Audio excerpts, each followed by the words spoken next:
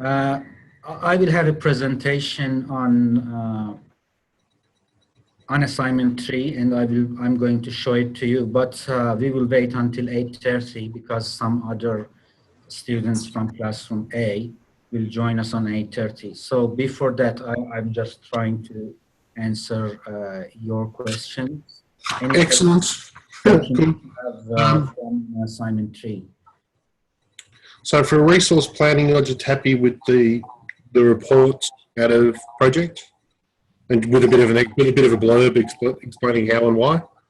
Yeah, for resource planning, first, once you defined your resources, make sure that they are correct. Then, but you will need to then try to sort out your over allocation issues.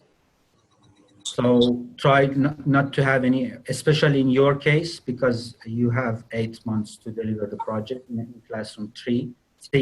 So try not to have any over allocation of resources. Yeah, because I was getting that in my, what do you call it, in my project. I'm just looking at it now, and there was the red brackets in the team viewer. Yeah. So try to sort it out manually. Okay. Don't go for automatic leveling from the software, because it might change the end date of the project and delivery dates of the project, and you will get confused. So try to sort it out by just maybe reducing the time, the duration, or increasing the duration of that activity, or reducing. There's a 100%. 100% in that resource sheet means 1% 8 hour based on normal calendar, standard calendar. So if you put it 50%, it means that your resource is working just 4 hours on that activity. So by playing with those percentages and the durations, you can sort out over allocation issues. Okay, because actually, that's how I reduced the price or the cost substantially, because I made the assumption that RMIT resources were going to assist in the project. Because they had to have a price linked to them, I just went, well, part of their data J role. So a lot of it, I just put it at like 50% or 75% or something like that. Okay, so I'm not sure your previous tutor was he asking you to include RMIT stuff in your project? He didn't. It was proposed and asked in question in assignment 2, but was not returned back. So I guess I took the approach of I was consulting and helping RMIT deliver it, as opposed to fully facilitating it. Yeah, but so when RMIT is going to outsource this job, so it is expected that their staff, they are not going to be involved in your project. I mean, they do not work for you. So please do not include RMIT stuff in your resource sheet, because they are not your project team. Okay.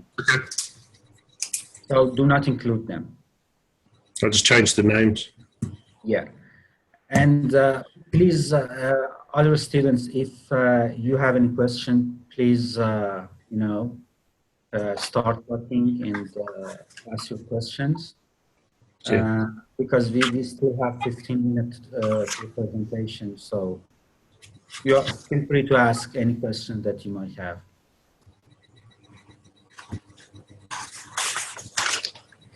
Okay.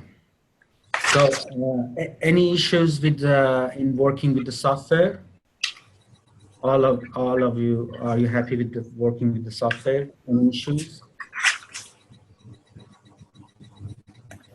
The only issue I'm having, Masood, is that the software auto saves as you go. So making changes it's very hard to roll back to a previous version that that you may have been holding on to. I'll use an example. The other night I was working on it, decided to make some changes with the WBS and trying to insert, excuse me, just chewing on a biscuit, trying to insert the milestones. When I went back to roll back to a previous saved version, I found that the software auto saves as you go. So you don't need to report your WBS again. Okay, just note that this is in Microsoft Project.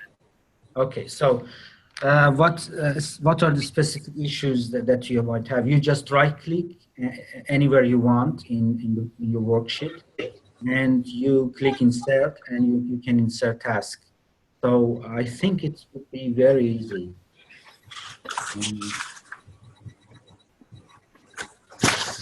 So let me go into the software so I can show you how you can add activities in the middle of your time schedule.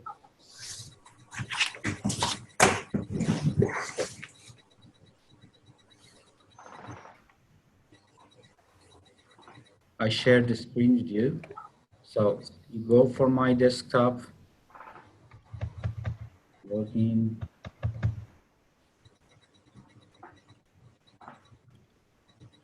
Search for project. It's got nothing to do with us.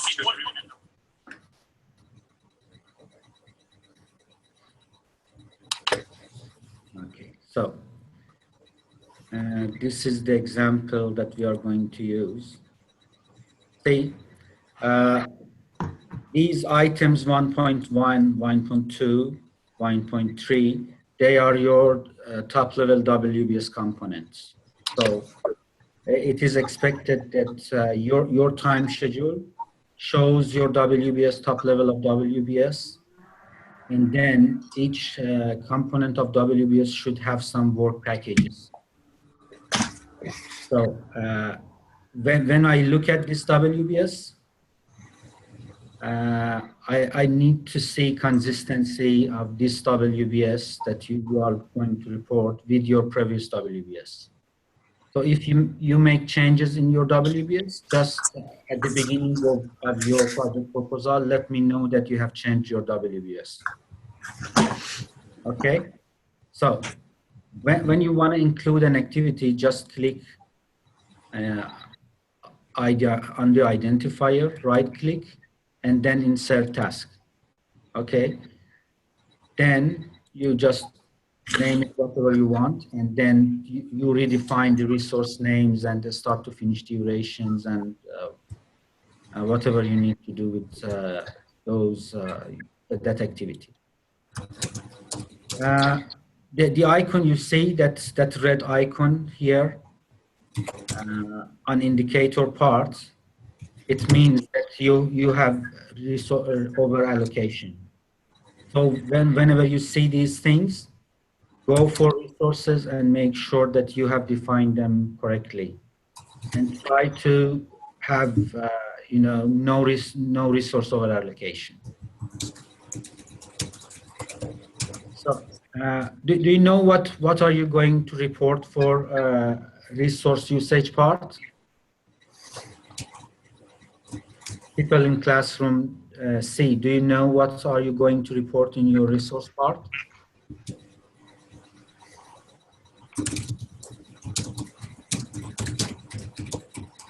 You are going to report, basically you are going to report your resource sheet. So I need to know what are your resources. And then you will need to report resource usage. It means that I need to know your resources and their connection to your activities. So I need to know what are your resources and what is they are active on each of your activities. So if it is a very long list, you just focus on key deliverables. I mean, the top level of your WBS. And then you will need to report task usage sheet as well. So this is task usage table. So you will need to report these things. I have included appropriate parts, appropriate graphs in my presentation, which is starting at 8:30. So you will see what you will need to report. I've got a quick one in relation to, on the network diagram on the left-hand side, it normally has the person that's actually doing, I've got it as the person that's actually doing the task as opposed to the task itself listed. How do you change that? So you see you've got server and architect and product manager and all that sort of stuff. Can you actually change that to be the task on the you see you got it on the right-hand side? Sorry. On the waterfall. Okay, this is a waterfall. Okay, so what is your question again? Which part? On the waterfall, you've got data and services, architect program. Can you actually change that to be the actual task as opposed to the person? No, you can't, because they are just getting active when you define resources. Okay, cool. Yeah, no, I've got them. I just wanted to be able to have that same view, but list the task as opposed to the resource. No. It just show your resources and some other components that you are not using. But you just find activities in the task name list. Okay. And if they are the list is very long, you can choose shorter name and change them here in your resource sheet. Okay. Yep. So, any other questions that you might have?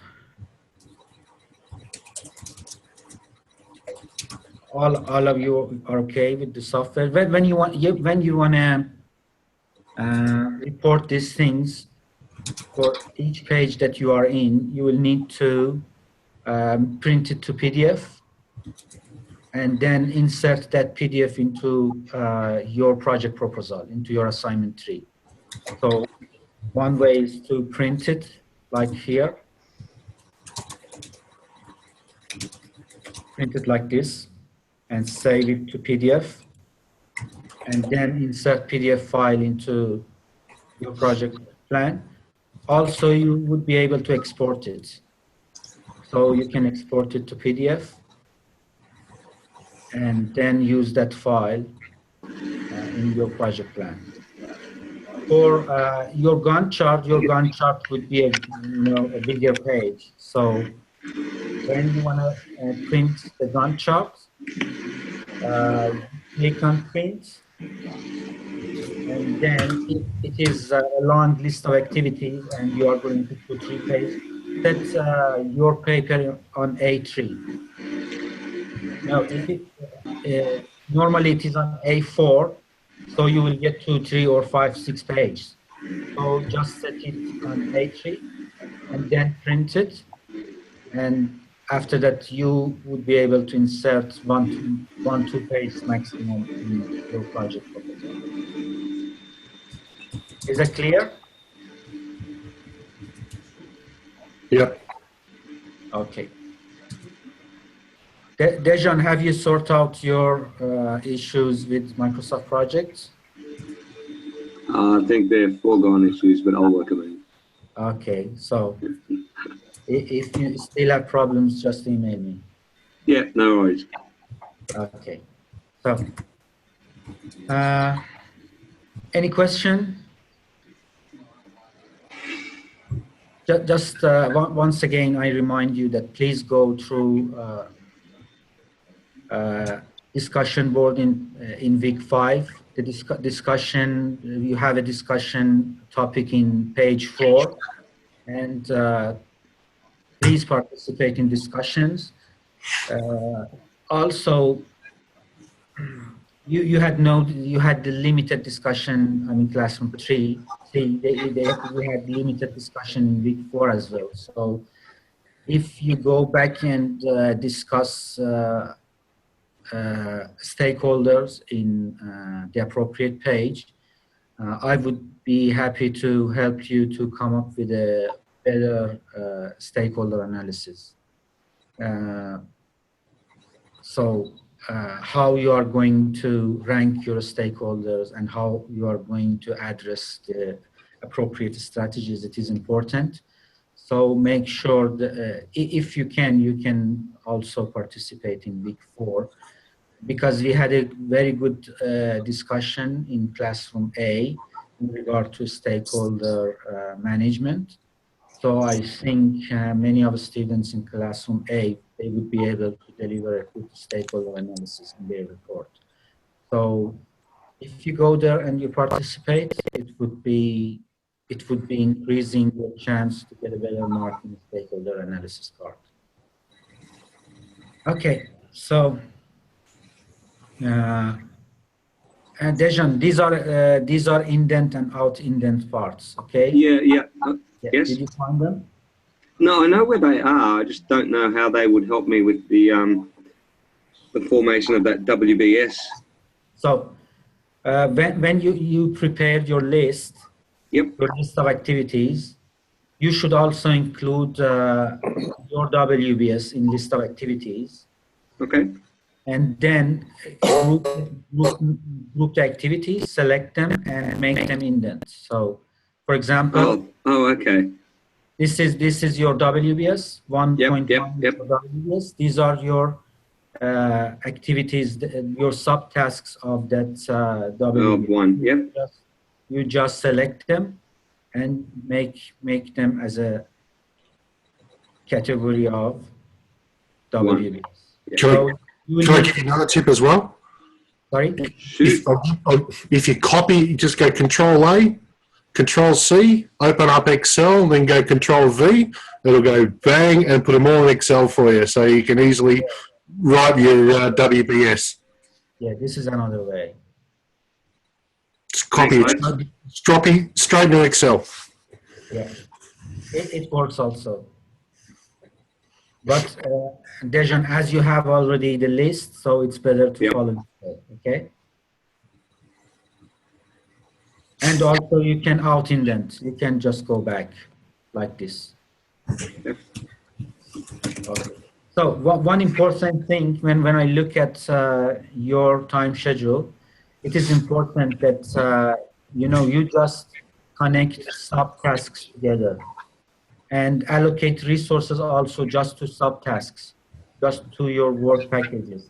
So for example, if 1.1 is a major deliverable or a level 1 component of your WBS, you should not define any resource here in this area. Okay? Because you get your critical path and everything else wrong. So you don't need to define resources here, and you don't need to, define predecessors here. Just connect the subtasks together. Not major activities, not major deliverables. Mm-hmm. Okay, is that clear? Yeah. Okay. All right, I'm going to start the presentation. So let me share it with you.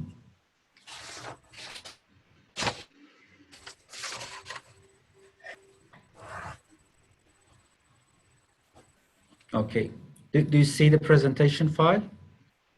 Yeah. Okay. So in assignment 3, you will need to report schedule, staffing and resource allocation, project budget and cash flow, a stakeholder analysis and your communication management plan, and your risk management plan or risk evaluation plan. So before we go to see the content, you asked many questions about inclusion of assignment 2 into assignment 3. You don't need to do that.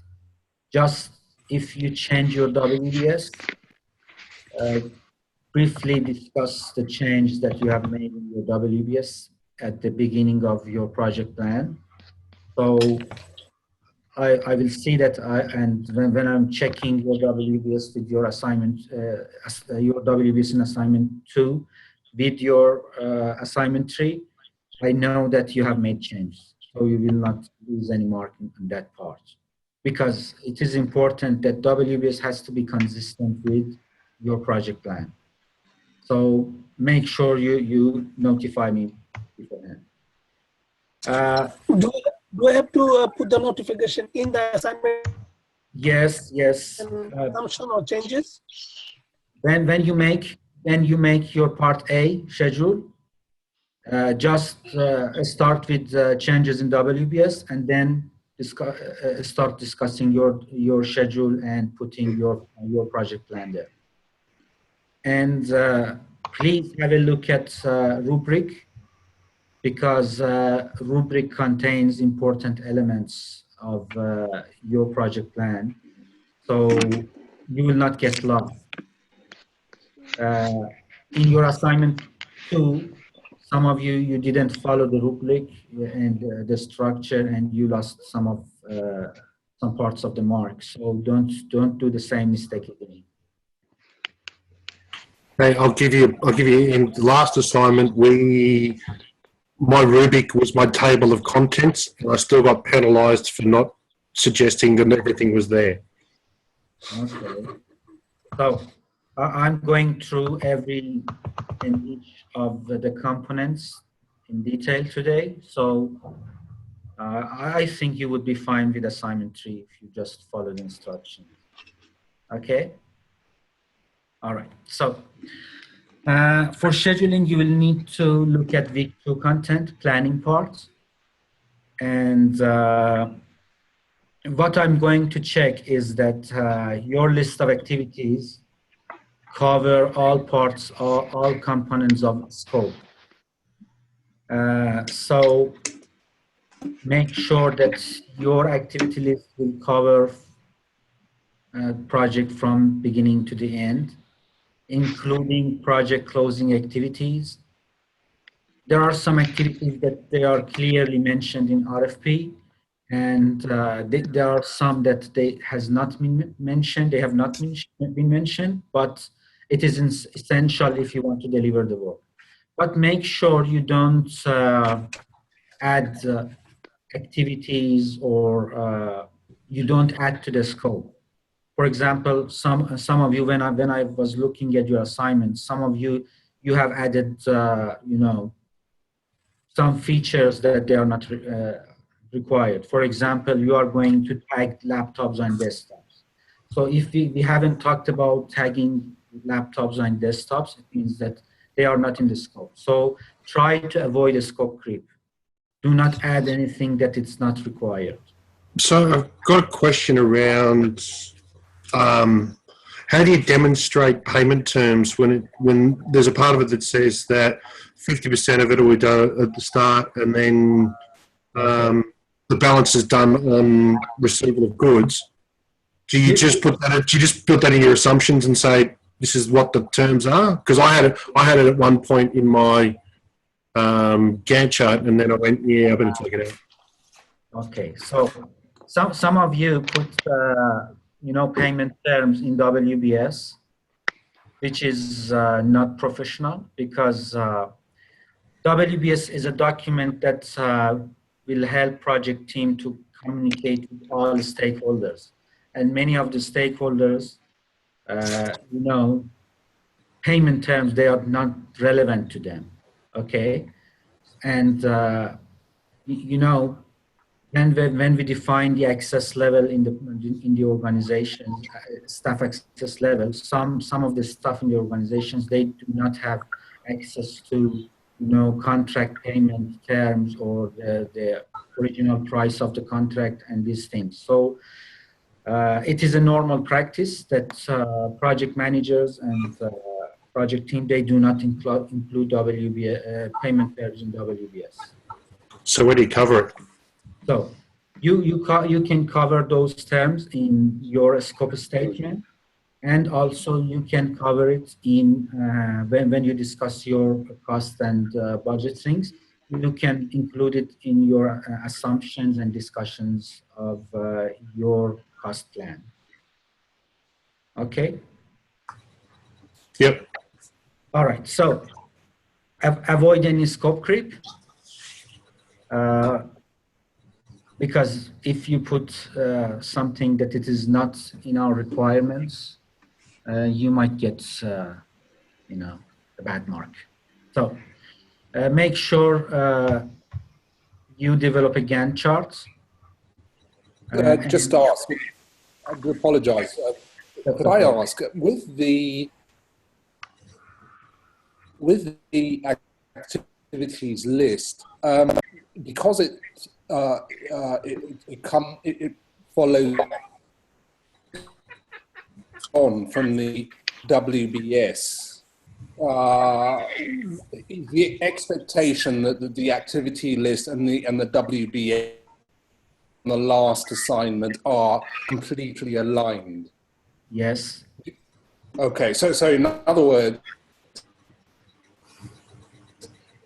it's not, we're assumed to be just following on from the WBS from the last assignment. So we're not, you know, even if something new occurred to us as a relevant activity which we didn't put in the WBS last week, we would, or last assignment, we would. I'm just wondering whether we're going to be graded on the fact that they mirror each other, or is last week's assignment considered, you know, is this one considered distinct and separate? They have to mirror each other, but if in assignment 2 we have asked you to revise your WBS, so it means that your WBS has not been complete. So you need to, before putting your schedule and discussing your schedule, you will need to briefly discuss the change that you have made into your WBS. Yes. Yes. Okay. Okay. Got it. Got it. So on that, if there are no comments that suggest we need to double check our WBS, do we just assume that it's correct? Yes. So if it was your WBS wasn't appropriate, so probably you have received comments in regard to revising your WBS. So if there is no comment there, it means that your WBS is acceptable. Okay, good. Okay. And you have a level of freedom. I've seen some WBS in your part that I didn't like, but there was nothing wrong in it. So I have accepted it. Yeah. Okay. So in your activity list, it is important to identify milestones. If you have a slack times, you will need to identify slack times and critical path. So many of you have wrong identification of milestones. So make sure that you follow the comments that we have given you in regard to the milestones. Milestones are major events in your project. They are not activities. Okay. For example, when you demonstrate your product and you get the approval from the client, it is that approval is a major milestone in your project. Or, for example, the start date or finish date of the project are important events. So these are your milestones.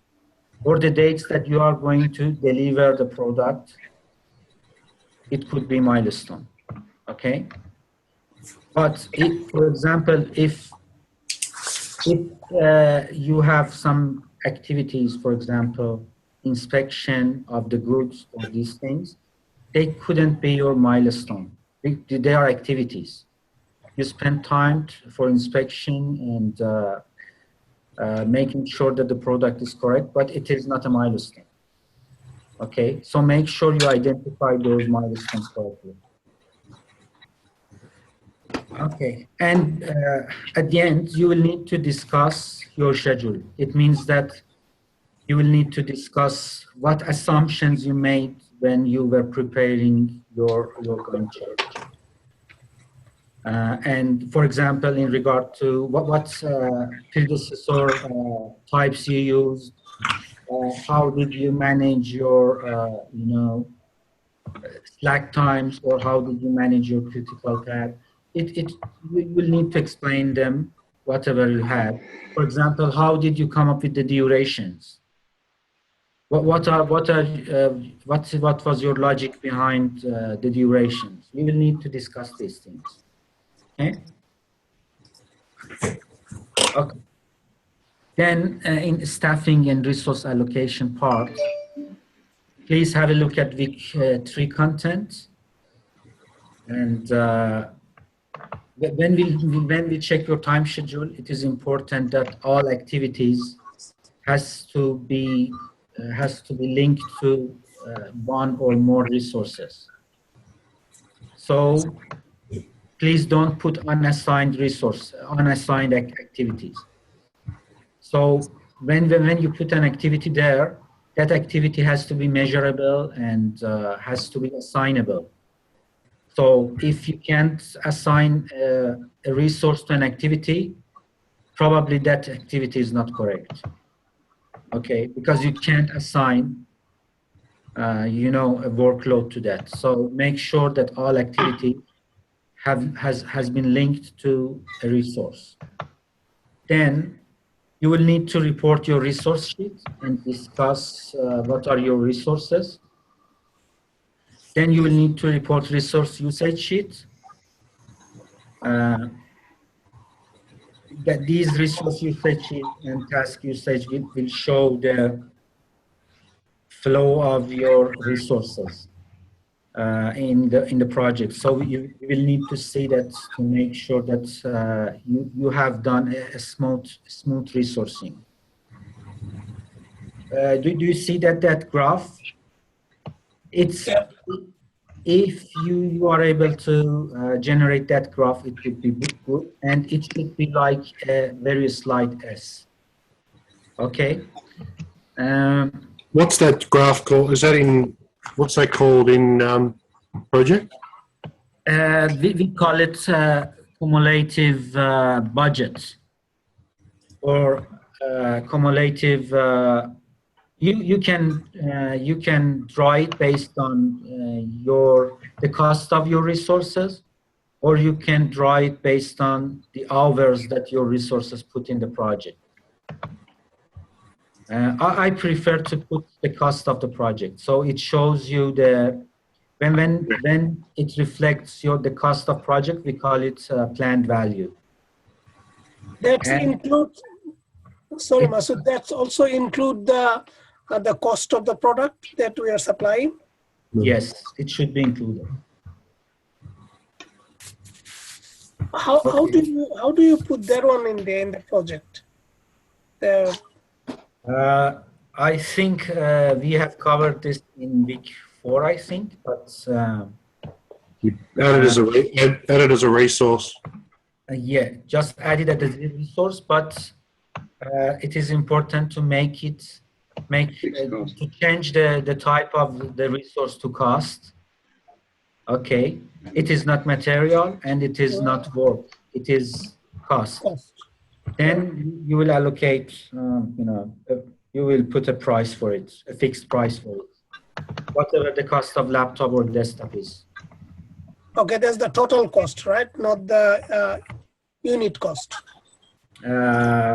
No, it should be cumulative. It should be the total cost. But So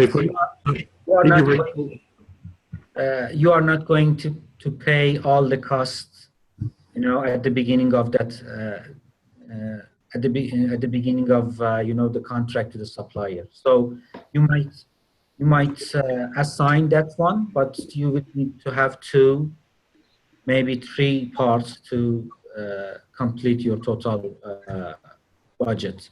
For example, you pay 50% at the beginning to the supplier. So if the total cost of the laptops and desktops are 80,000, probably for the first activity that you are going to assign, you will allocate 40,000, and once they delivered, you are going to pay them again.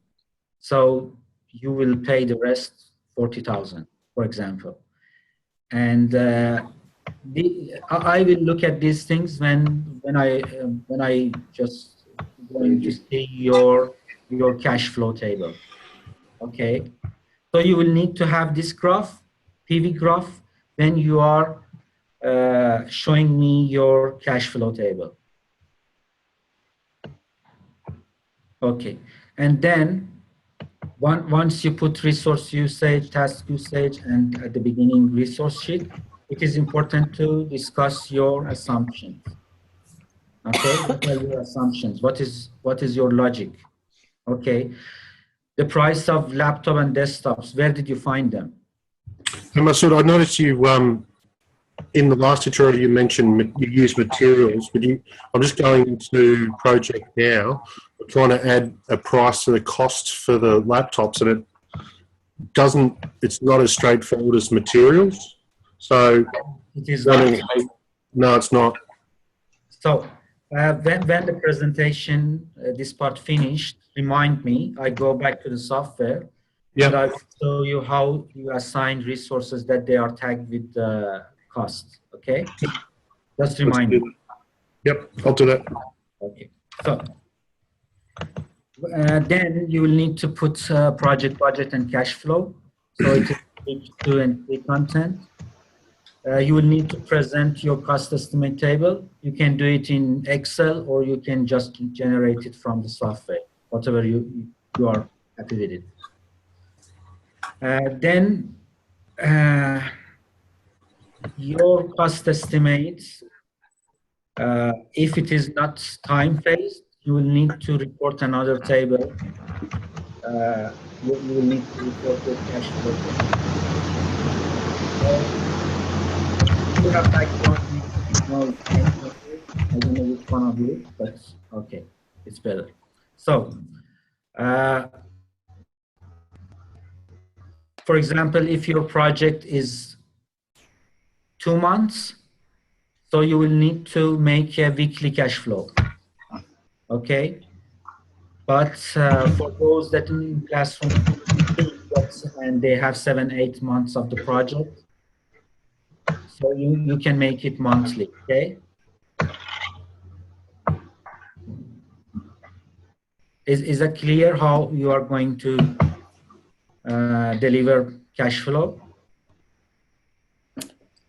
So I was just going to use the reports out of project.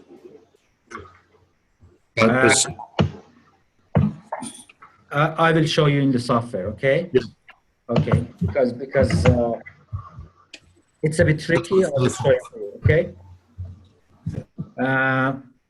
So remind me to discuss budget and cash flow tables. For stakeholder management, it is week. It is week 4 content.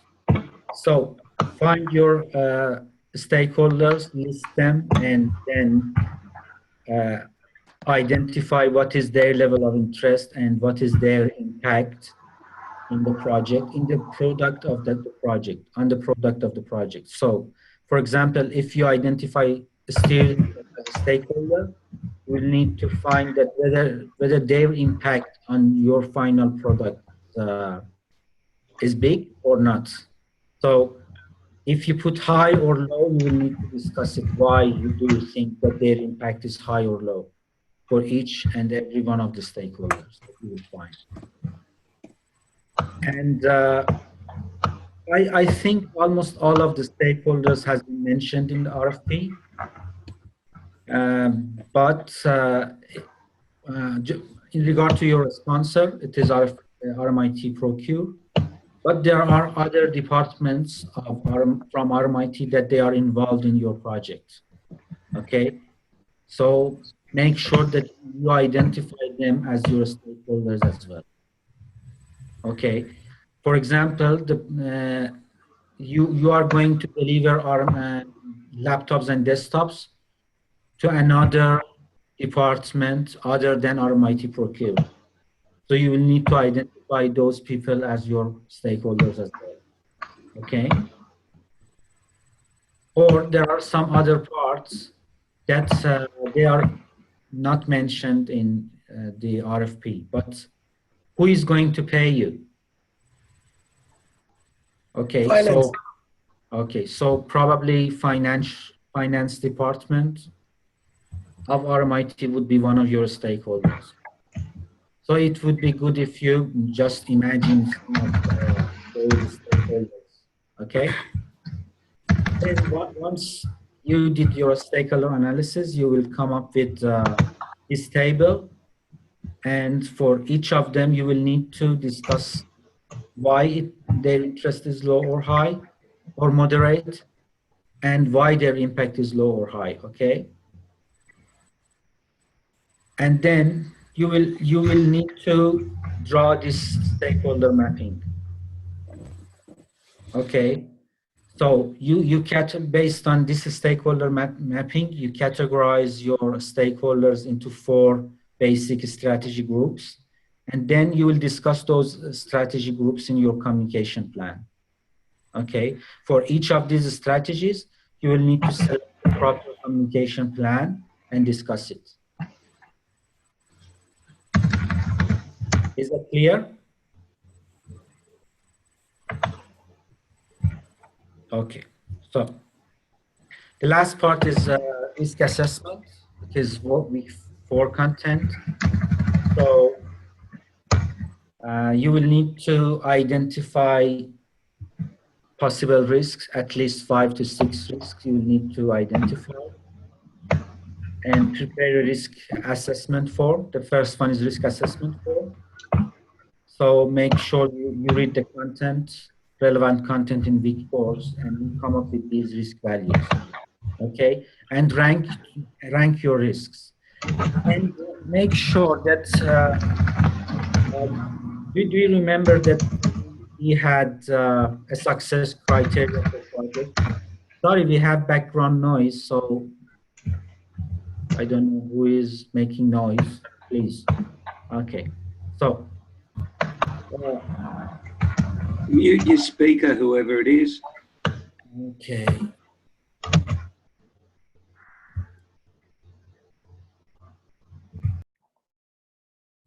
Okay, do you hear me? Yep. Okay. Yep. So, it is important to first cover high-level risks. What do you think? What are the high-level risks?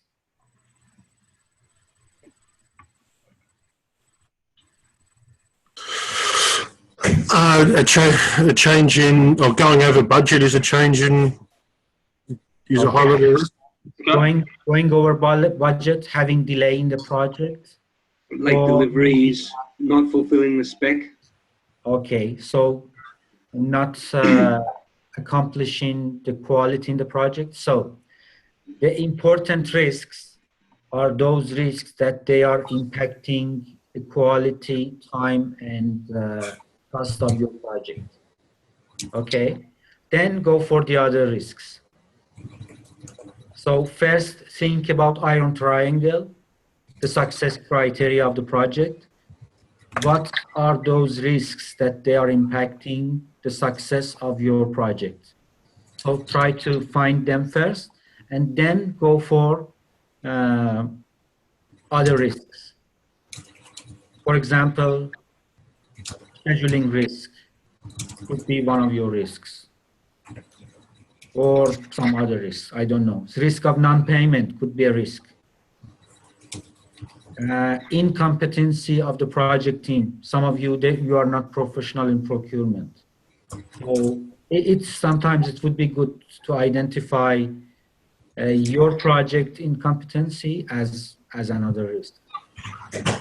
Okay, or your project manager might not be skilled enough to deliver this project. These are other kind of risks, human risks. Okay, or somebody, you have just 2-3 resources, 3 human resources in the project, and risk of leave or sickness of those resources, that could be a risk. So think about these kind of risks and try to list them.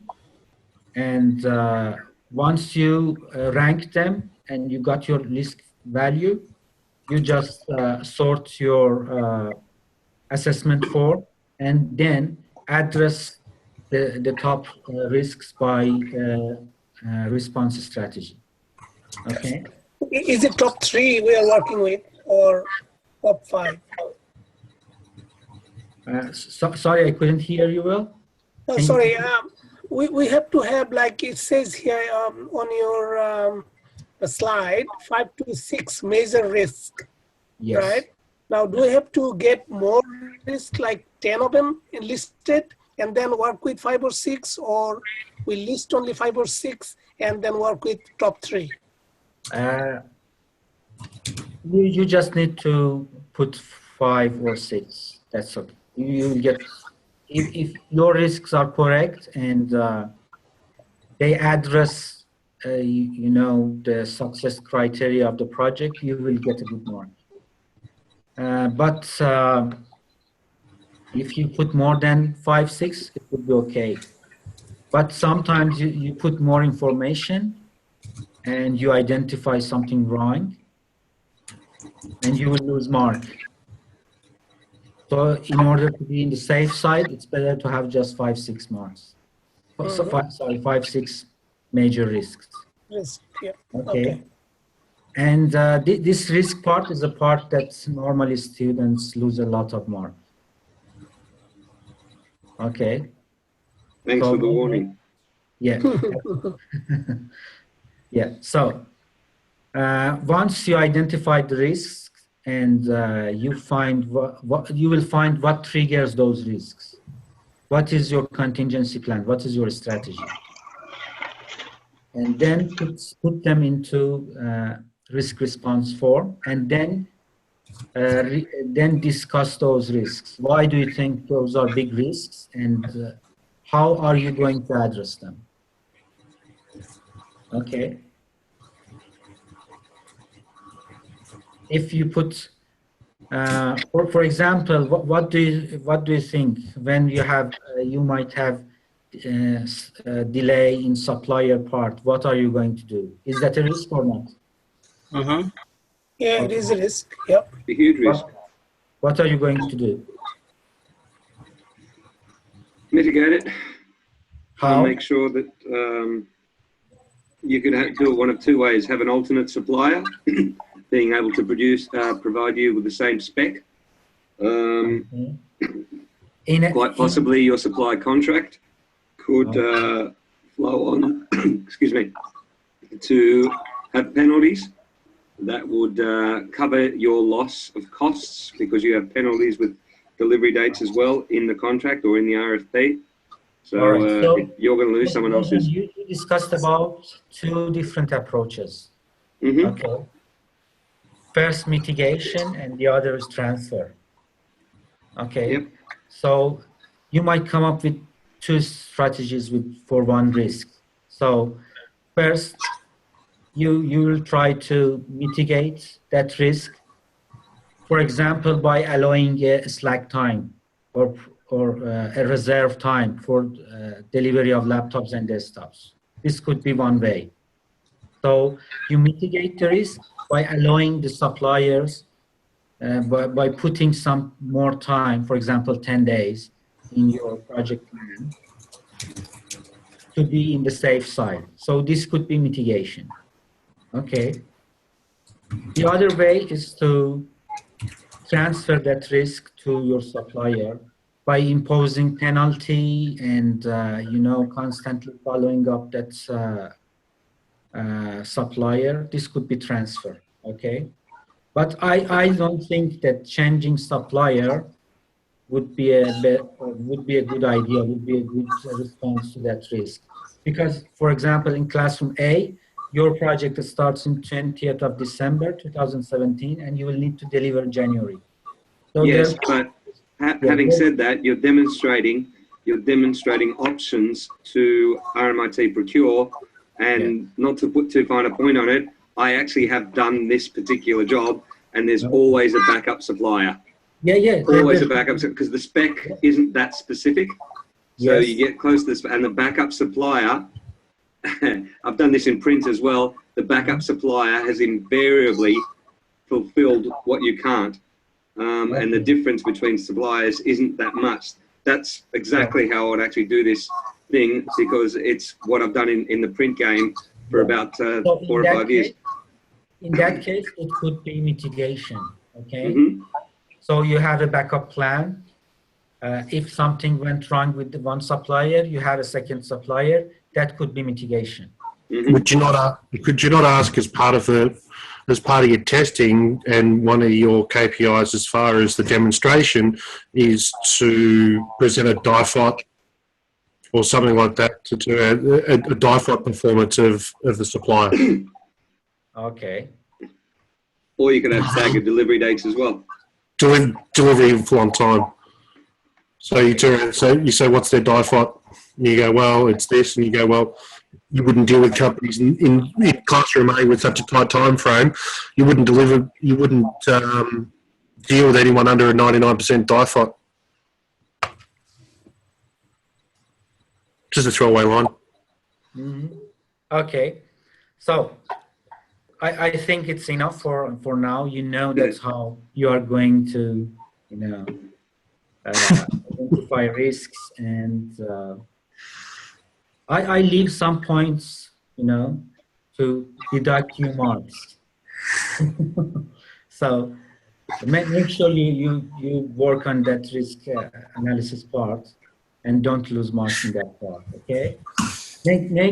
Whatever you put there, make sure you justify your response, okay? Yep. And your situation in classroom C, that you have a 8-month delivery. Your project plan is some 7 to 8 months. It's kind of different to classroom A, that they have a start date of 20th of December 2017. So the risks could be different. Okay, you might find in classroom C, you might find that risk of delay in the project is not big, but in classroom A, they might find that the risk value of delay in the project is much bigger. Okay, so this could be one difference between classroom A and classroom C planning. All right, okay. So I go back to the software to discuss cost part, okay?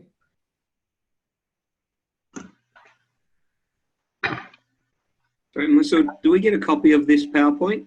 Or can I get a copy of this PowerPoint? It's already in additional resources part, so you can. Excellent, thanks. Okay, all right. So, Michael, what was your question? Resource. Yeah. So okay. So let me just open up my version here. So when I went in the webinar, you showed us about materials and the impact of materials. But the costs, when you do cost, it's different. Okay, so I will show you how to do it. For example, in this project, you have okay. Do you see? Yes. The software? Okay. Yeah. So you have laptop, and it's not material because it is not consumable in the project. Yep. Correct. So you put it as cost here. Yeah. So I tried to. You won't be able to put a cost here in a standard rate or overtime rate or cost per use. Okay. So you go back to your Gantt chart. Okay. Then find view, tables, change it to cost tables. Okay. Now you find the activity that you want to allocate that cost, that laptop to that activity. For example, this activity. Okay. You allocate laptop to it.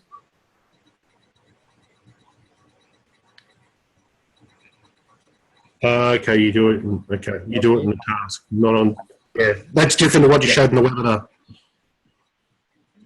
Did I do it with?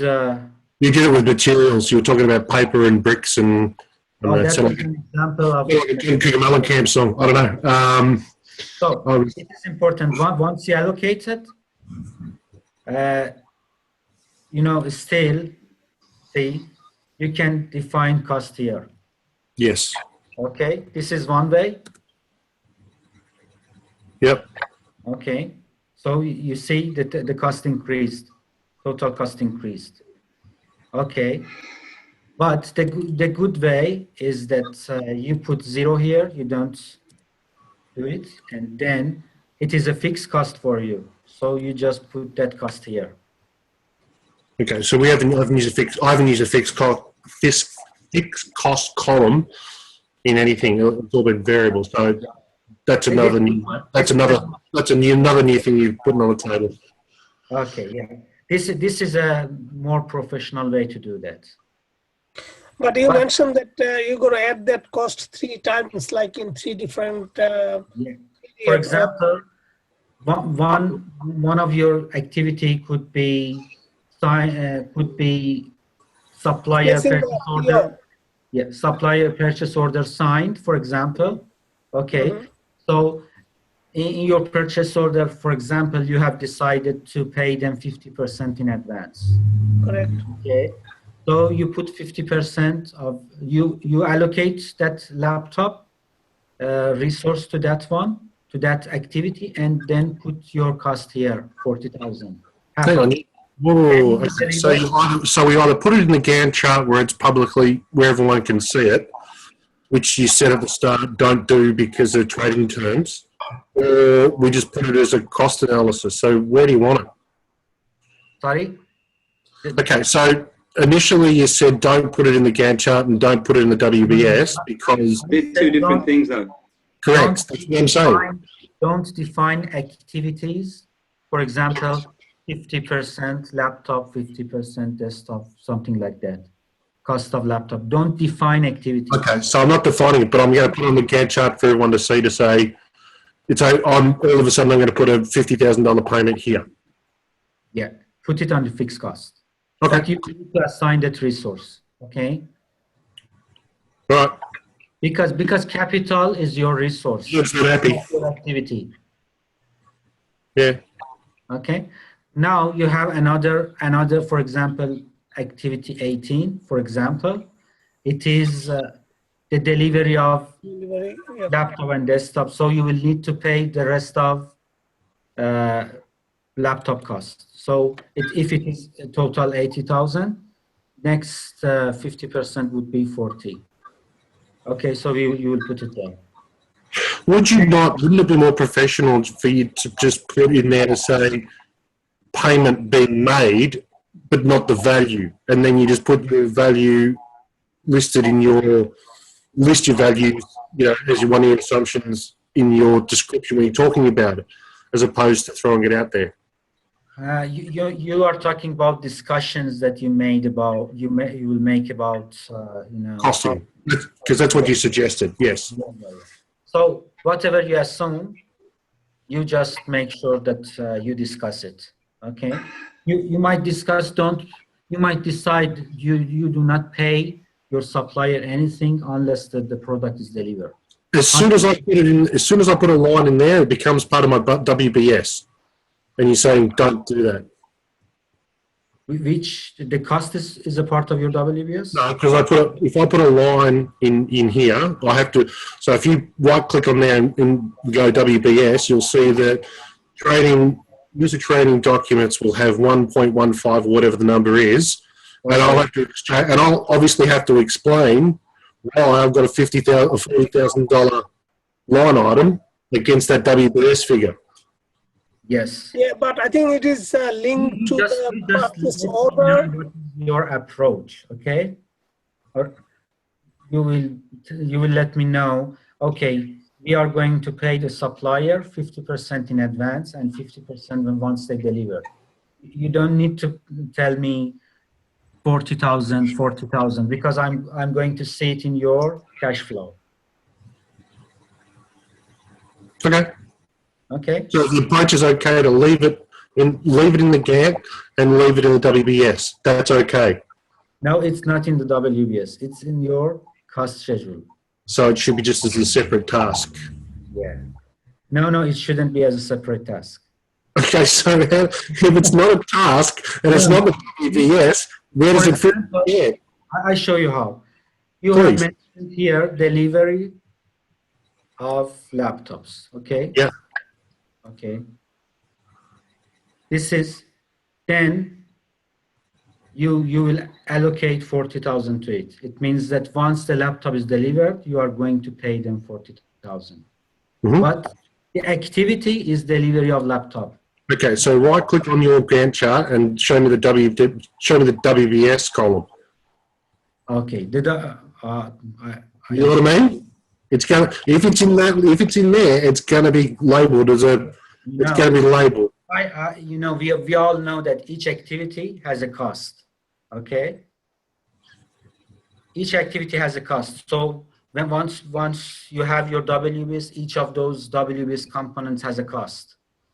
What I'm saying you is that do not include payment terms 50% in advance, 50%. Oh, so you say just keep the word, just say payment, and this is the amount. Don't be descriptive in the task name. Just say first payment 40 grand, done. Yeah.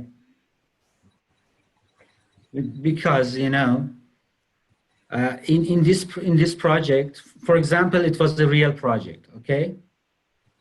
Do you want to show everyone, including all of your stakeholders, that what are your payment plans?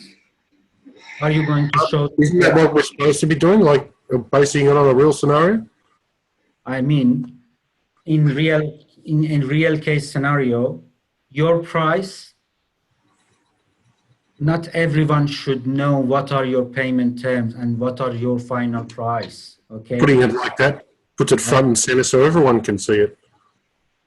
Yeah, but they don't know what's the cost about. This one is an academic assignment, okay? So Oh.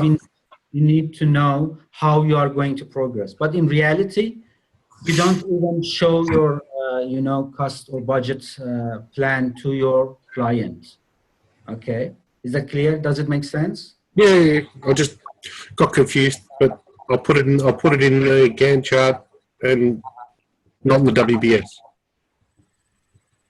Yes, you shouldn't. And you in your Gantt chart, you didn't put it as activity. You put it as your cost plan, as a resource. Yes. Okay. What I'm saying that is you do not put it, you will not need to put it as an activity. Well, let me throw this as a curveball to you. If you were doing this as a full project plan, you wouldn't, when you were actually writing the plan, you wouldn't know what the price is. You wouldn't actually know what you're paying if you're doing this at the start. Yeah. So you would just say payment and that's it. Yeah. So when you have your project plan, maybe at that point you don't know what is the cost. Correct. Then you will estimate the cost. And this price, this cost might change, but this activity will not change. You will need to deliver. Okay. Okay. All right. So then you will need to, for example, if you go back to resource task usage.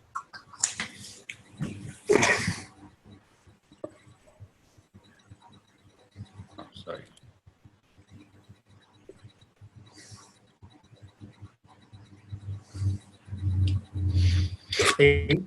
You will have the costs here. So you will report this file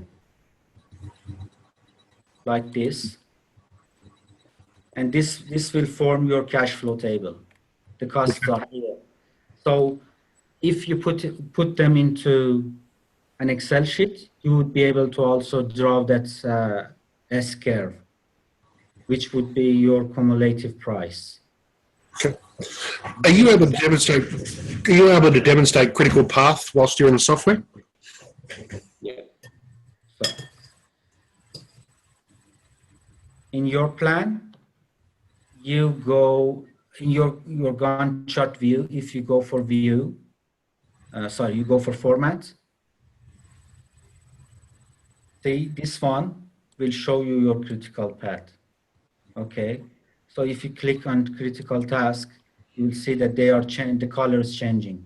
So is there any way to print out or display better what's in the waterfall? So how do I get what's in the waterfall out? What do you mean? I didn't get your point. So the waterfall on the right hand side, the diagram with the lines and stuff. How do I actually present that? You mean in your project proposal? Yeah. Okay. Can you print it out or export it, or? You will need to print it into PDF and then include it in your project plan. So how do you print just that part? Yeah, you just come to this page in your have your Gantt chart view. Oh, sorry. Have your Gantt chart view. Okay. You have this page. You want to print it. Okay. You might make it. You just print it. All right. Okay. And then put it into a file. But make sure that it is visible. I can see it. Okay. Yep. Okay. Another way is to go to export and export to a file to PDF. This is another way.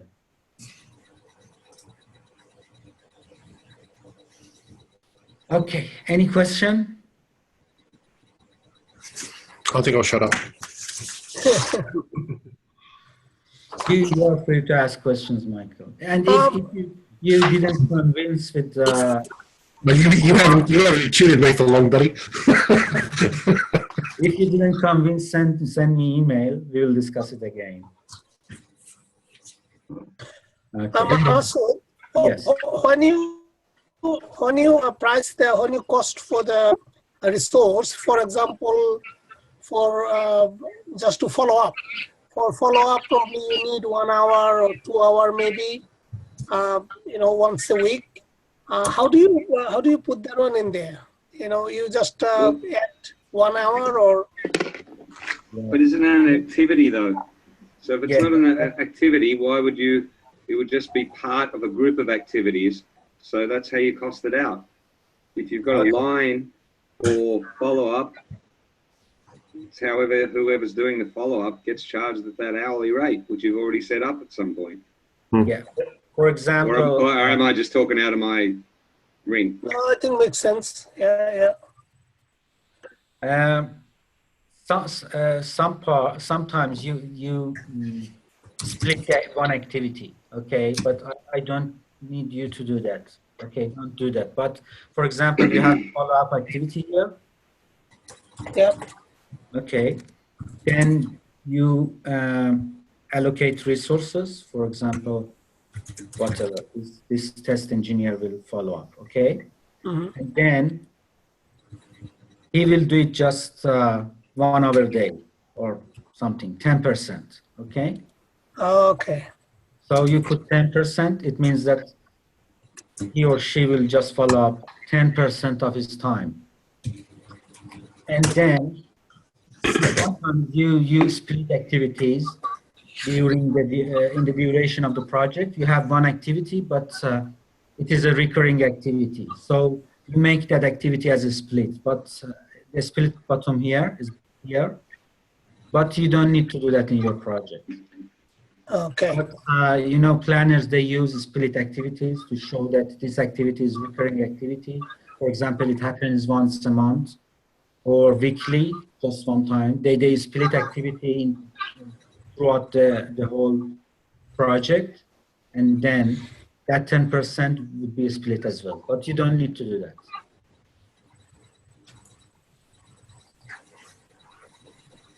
Okay. Any question? Because I think that's enough for today. I have got one more question. The closing of the project. Okay. Our last delivery on January. After that, how many weeks should we? We've got around 15 days in work. So give us. Massimo, I can't hear you. Looks like he's frozen. Yeah, I can't hear you. Just write your question.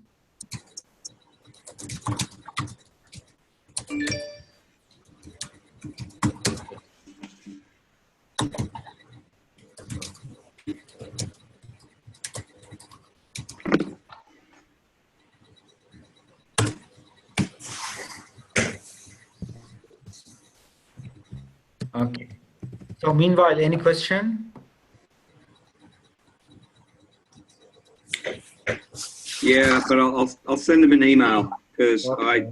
it's still not the right forum. I don't think my questions are very, very basic. Well, go for it. It's all right. Far too involved. I'm an absolute numpty on MS Project. So that's my issue. So, If in You're the only one, Diane. Huh? You what? You're not the only one.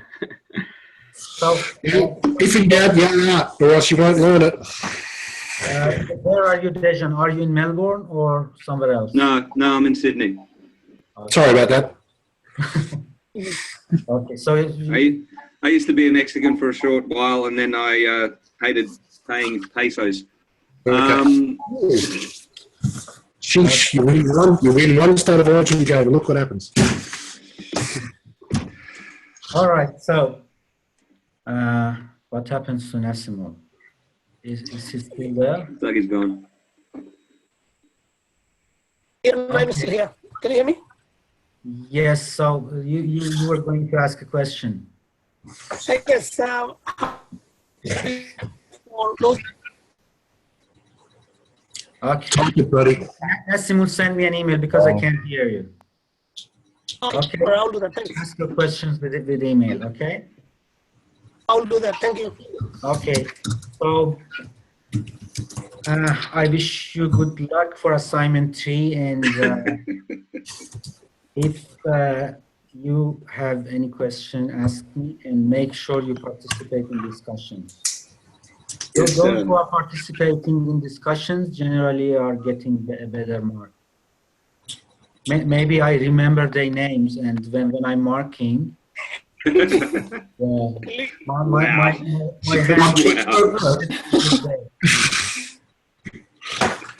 All right. Okay. Have a good evening. Thank See you. you. Bye. Have a good night. Bye. Bye.